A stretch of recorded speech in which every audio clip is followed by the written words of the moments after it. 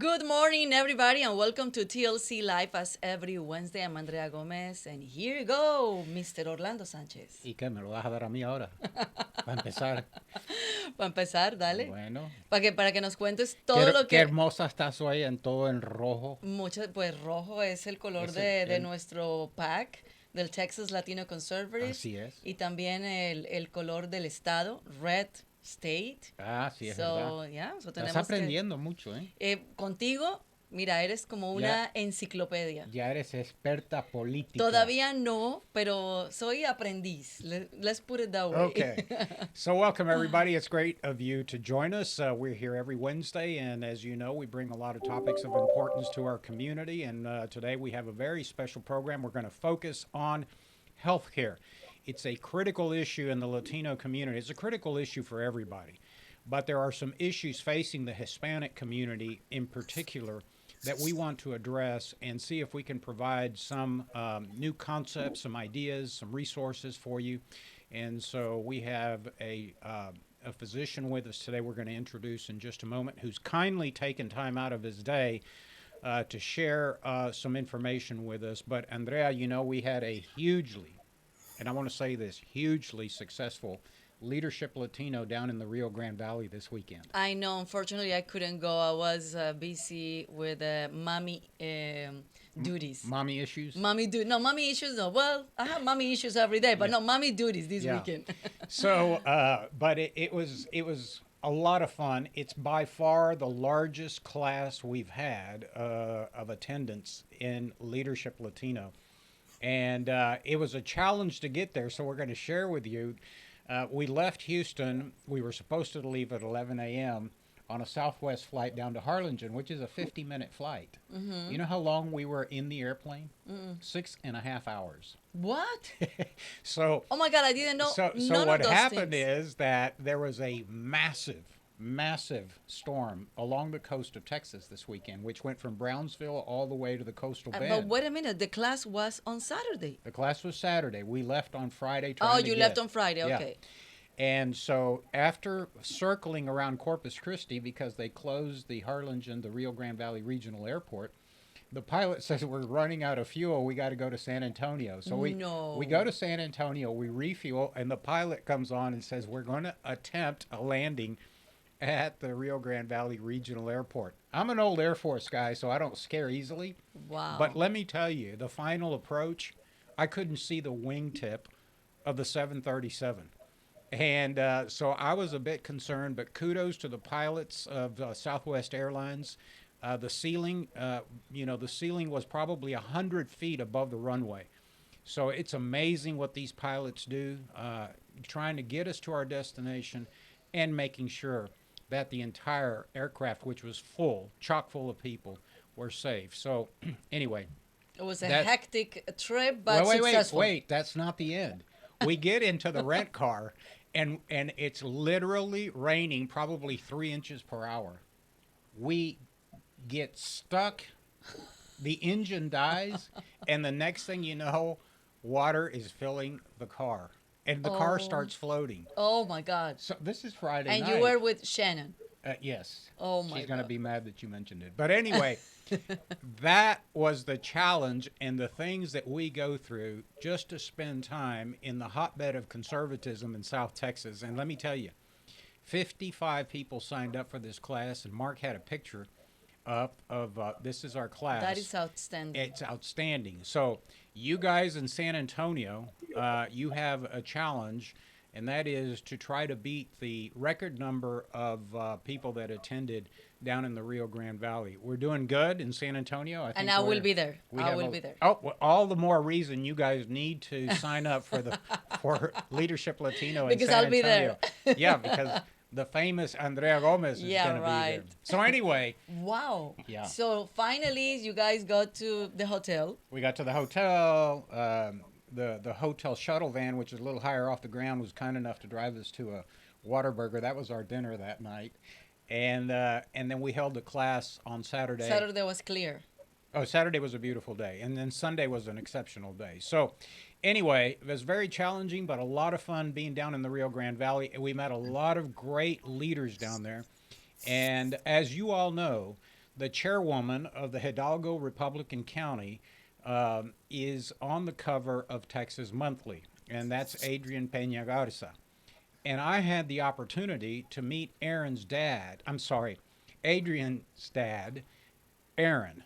And he is a former Democrat state representative from down in the valley who is now a conservative Republican. This is happening all over South Texas. And I'm telling you, Aaron is a heck of a leader. Not only is his daughter a leader down there, but he is now running for the Court of Appeals. And so we want to give a shout out to Aaron. That's the father of Adrian Peña Garza, the chairwoman of the Hidalgo County Republican Party. And by the way, the RNC, the Republican National Committee, has begun to open community centers around the country. And South Texas and Houston and South Florida are being targeted. And so this weekend, they opened up the first community center down in Harlingen, and it was standing room only inside the building, and the overflow crowd was outside in the parking lot. So for you guys that don't understand this movement from liberalism, voting traditional Democrat, moving to the more conservative side, it's palpable, and it's really happening down in South Texas. Amen. Okay. Bueno, tenemos un invitado. Como dice el dermatólogo, al grano. Al grano. Me vas a tener que explicar lo que es eso. Okay. So we have a wonderful guest this morning, as I said, who's taken some personal time out to share some important healthcare information with us. So I'm going to allow Andrea Gomez to introduce our guest. Your cousin is family related? Es mi primo. ¿Es tu primo? Somos todos familia. Todos familia, ¿verdad? Sí, pero es dominicano, tiene parte caribeño. ¿Verdad? ¿Mexicano dijo? No, que se había creado en el sur de Texas. En el sur de Texas. Entonces es Tejano, americano y dominicano. Perfecto. Así es. Dr. Eduardo Sanchez, he is the Chief Medical Officer for Prevention for the American Heart Association. Welcome to TLC, and thank you so much for your time. We're not only going to hear about all the information that he has to share with us, but also we want to hear his background. As we mentioned, he is from Dominican Republic, but he was raised in South Texas. Bienvenido, doctor. Gracias por la invitación. So, Doctor, we're going to move right into it because we're, and by the way, if you need to leave, just, we're just delighted that you're sharing some time with us. As we said, we have some critical health issues facing the Hispanic community. But first, before we get into the issues of healthcare, tell us a little bit about your background. Where did you grow up? Why did you become interested in medicine? And what are some of the challenges you see in medicine today, and particularly leading the American Heart Association here in Houston? Sure. So I'm with the American Heart Association national office. So our national headquarters are in Dallas, Texas. Gotcha. Love Houston, but I'm not there right now. And it sounds like Friday was not a time to be in Houston. The weather was pretty bad. My parents were born and raised in the Dominican Republic. My father was a physician, but I like to say my father came of it honestly. It wasn't a silver spoon for him. I think between my paternal grandmother and paternal grandfather, there were 3 years of formal education. One got to first grade, one got to second grade. And my father was fortunate enough to go to medical school. My parents married in the United States after having been high school sweethearts. In the Dominican Republic, I was born in Montpelier, Vermont, which is one of those things that when you're doing icebreakers, something no one would ever believe about you. How many people named Eduardo Sanchez were born in Montpelier, Vermont? Maybe only one. So that's always a great trivia.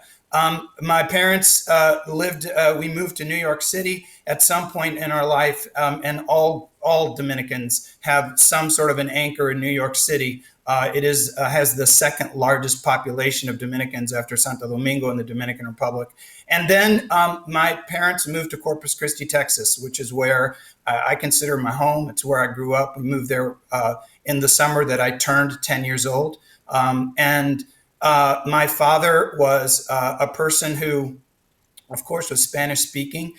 Corpus Christi's demographics were at the time still about the same, 45% Latino Hispanic, 45% white persons, and about 10% Black. And there were very, very few Spanish-speaking physicians in Corpus. And my dad was an anesthesiologist. He served in what was then the county hospital, Memorial Hospital. I can remember I learned how to be a charitable human being from my dad. I can remember days my dad would come home with bags of oranges, and we would ask, well, what was that? And he'd say, well, one of my patients was from South Texas. This is what they have to pay me.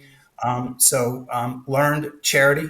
I got very interested in medicine. I had the great opportunity to study in Boston at Boston University. But man, it is So you're a cold terrier. up there. Yeah, I am a terrier. Good job, Orlando. Not many My people. daughter's a terrier. Well, there you go. So two Sanchez's at BU. But it's a little cold up there. So I headed south. I got to go to Duke University for a little while, where I have a graduate degree in biomedical engineering. But that still was too cold.